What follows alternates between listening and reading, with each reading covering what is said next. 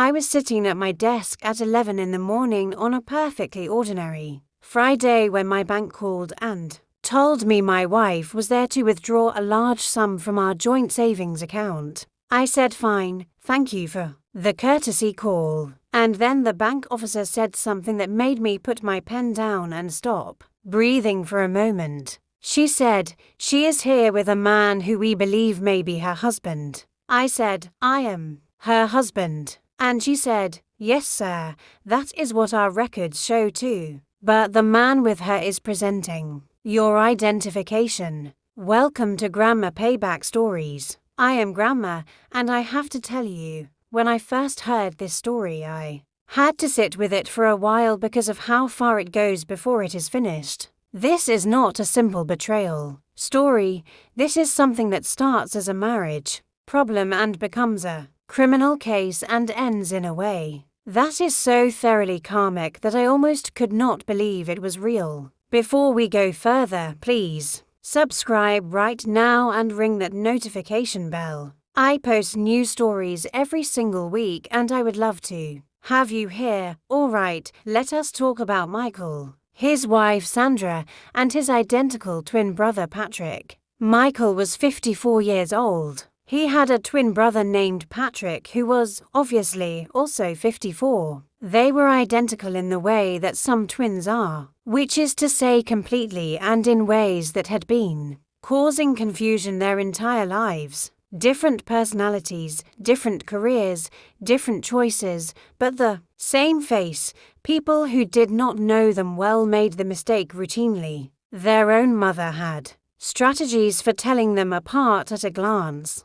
mostly involving the fact that Michael was slightly quieter and Patrick was slightly louder. But those were behavioral differences, not visible ones. Michael and Patrick had a relationship that most people would have described as close. They talked weekly. They had spent holidays together for years. Michael had stood beside Patrick at his wedding 8 years ago, and Patrick had stood beside Michael at his 12 years ago. Michael trusted Patrick with the kind of trust you extend to someone you have known your entire life, which is the deepest and most dangerous kind of trust there is because it operates without scrutiny. Sandra and Michael had been married for 12 years. No children. Both worked, both earned well. Their joint savings account, the one the bank was calling about, held just over $140,000. It was their emergency fund,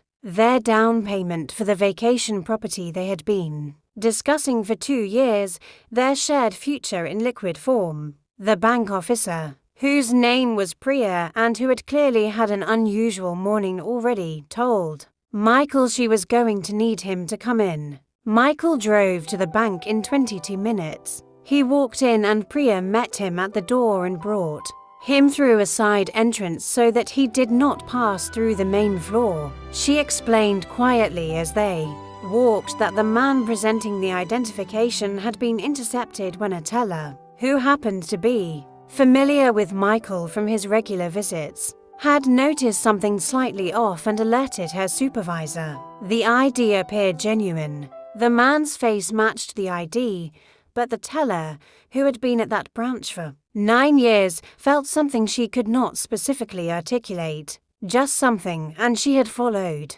protocol and called the account holder. Priya brought Michael to a room where her manager was already waiting, and then the manager told him that his wife and the man with her had been asked to wait in a separate area while the situation was resolved. They were not being detained. They were free to leave, but they had agreed to wait. Michael asked to see them. The manager asked if he was certain. He said yes. He walked into that waiting area and found his wife sitting beside his twin brother. They were not touching. They were not speaking. They were sitting in adjacent chairs in the way of people who have been caught doing something indefensible and have had a few minutes to compose their expressions into something that is trying very hard to look like innocence. Michael stood in the doorway and looked at them for a moment. Then he looked at his brother and said, Patrick, and Patrick said, Michael, and that, for a long time, was the entirety of what either of them said. Sandra tried. She said it was not what it looked like. Michael asked her what it looked like, since he was curious to hear her description. She said Patrick had just come to help her because she had been nervous about a large withdrawal and wanted company. Michael asked her why she had not called him, her husband, if she wanted company for a bank errand. She did not have a good answer for that. Michael left the bank without taking any money out himself. He went home, changed the locks that afternoon with a locksmith who came on short notice, and called an attorney from his car in the locksmith's driveway. His attorney told him to do four things: secure all financial accounts immediately, document everything, say nothing to Sandra or Patrick until they spoke again, and come in first thing Monday morning. Michael did all four. He also called his bank from the parking lot and requested that the joint account be frozen pending further action, which the bank accommodated given the circumstances of the afternoon. $140,000, safe and inaccessible to anyone but the courts until the situation was resolved. The attorney's first question on Monday morning was how long Michael thought this had been going on. Michael said he genuinely did not know. He had not suspected anything, which he said with some embarrassment, and his attorney told him was nothing to be embarrassed about because people who are being deceived by someone they trust are not failing to pay attention. They are simply operating on the assumption that trust is warranted. That is not a flaw. That is how trust works. The investigator his attorney recommended found several things.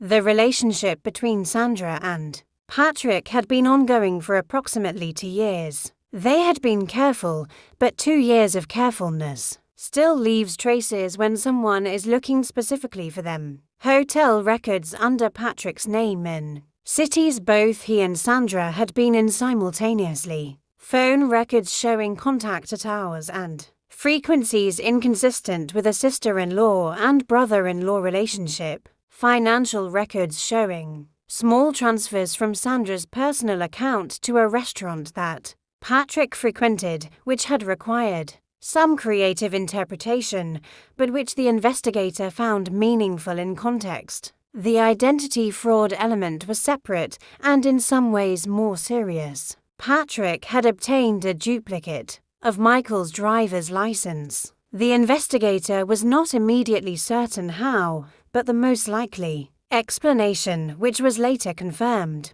was that Patrick had access to Michael's wallet during a family gathering 6 months prior and had photographed both sides of the license with sufficient resolution to produce a passable duplicate through a document production contact he had apparently used before. That last part, the contact, was what escalated the matter from a family betrayal into a criminal case, using a fraudulently duplicated government identification to impersonate another person and attempt to access financial accounts is identity theft. It is also bank fraud if the intent was to withdraw funds. Patrick's attorney later argued that Patrick had not intended to steal the money, merely to assist Sandra in accessing her own jointly held funds, and that the ID had been presented as a means of verifying his connection to the account holder rather than as an impersonation. This was an argument that required a great deal of optimism about how juries receive creative interpretations of obvious facts. Michael's attorney filed criminal complaints with both the local police and the state attorney general's financial crimes unit. The DA's office took it seriously. Identity theft with a duplicated government document in connection with a bank fraud attempt was not a matter they were inclined to dismiss because the two people involved happened to be related. Patrick was arrested 6 weeks after the bank incident. The charges were identity theft, criminal impersonation, and attempted bank fraud. His attorney negotiated extensively.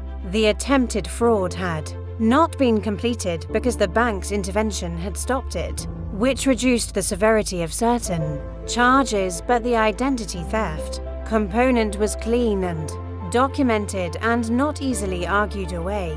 Patrick ultimately pleaded guilty to identity theft and criminal impersonation, served 8 months in a county facility, and received 3 years of probation with conditions that included financial monitoring and restrictions on his access to government document reproduction services, which is a condition that exists specifically for people who have demonstrated they will abuse such access. Patrick's wife, who had not known about the affair or the fraud scheme, filed for divorce. She had 2 children with Patrick, both teenagers, and the divorce was difficult and protracted and left everyone in it diminished. She had nothing to do with any of it, and had simply been in the wrong marriage to the wrong man. Michael sent her a note after the divorce was finalized. He said he was sorry she had been caught in this. She wrote back and said the same to him.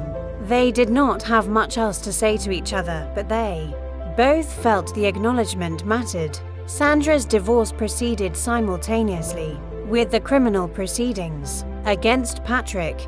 The joint account, frozen since the afternoon at the bank, was adjudicated as part of the divorce settlement. Michael's attorney argued, successfully, that Sandra's complicity in the identity fraud attempt and her relationship with Patrick while using jointly held funds for their shared activities constituted waste of marital assets. The settlement reflected this. Sandra received significantly less than she would have in an uncontested divorce. She was not charged criminally because the DA's determination was that she had not known about the fraudulent ID before it was presented at the bank and had not been the one to obtain or use it. Whether she had known beforehand was something her attorney argued one way and Michael's attorney argued the other way, and the DA ultimately declined to pursue. Michael thought this was the one part of the outcome that was not entirely satisfying, but his attorney told him that the financial settlement and the criminal conviction of Patrick were both solid results and that perfect outcomes in imperfect situations were rare. Michael thought about that for a while and decided his attorney was right. Michael did something practical in the months after the divorce that he felt was worth mentioning. When he talked about this later, he froze his credit, changed every financial password he had, enrolled in an identity monitoring service, and had a conversation with his bank about account security protocols that resulted in a verbal verification code being added to all his accounts. He did these things not out of ongoing fear, but out of the recognition that he had been profoundly careless about the security of his own identity, not because he was naive exactly, but because the threats he had been told to protect against were strangers and scammers, not his own brother. He also had a conversation with himself about what the situation had revealed about his relationship with Patrick. He went back through the years in his memory and found moments that now looked different. Moments when Patrick had been more interested in Michael's financial situation than seemed natural. Moments when Patrick had asked questions about the joint account balance under the guise of curiosity. Moments when Patrick had been alone with Michael's wallet or his phone or his laptop. He had not noticed any of it at the time. He noticed all of it in retrospect. He did not grieve the brother very much, which surprised him, and then did not. The person he had believed Patrick to be had not existed, or had existed alongside a different Patrick who had been willing to do what he had done. Either way, the relationship he thought he had was already gone before it ended. There was less to mourn than he expected. He traveled to Portugal the following spring, a trip he and Sandra had been planning for 3 years and had never taken. He went alone and found that traveling alone at 54 was something he had forgotten. he knew how to do and then remembered quickly. He ate good food. He walked a great deal. He sat in the evening at outdoor cafes and watched the light change and felt the particular freedom of a man who is exactly where he is and nowhere else. He came home with photographs and a new habit of walking in the evenings, which he has maintained. He works the same job, lives in the same city, sees his friends more than he did when he was married. He changed banks, which felt symbolic but was also practically sensible. He does not think about Patrick often, and does not feel guilty about not thinking about him. The teller who flagged the situation, the one who had felt something she could not articulate and followed protocol anyway, received a commendation from the bank. Michael sent her flowers anonymously. He did not leave a note because he did not know what he would have written. Something along the lines of, "Your instinct saved me from losing everything, and I hope you always trust them." Something like that. The flowers said it adequately, he thought. Hit that like button right now if this story had you holding your breath at that bank scene. Subscribe to Grandma Payback Stories because every week I bring you exactly this, the moment justice catches up with the people who thought they were too clever to be caught. Drop your comment below and tell me which detail floored you the most. I read every single one, and I will see you in the next story.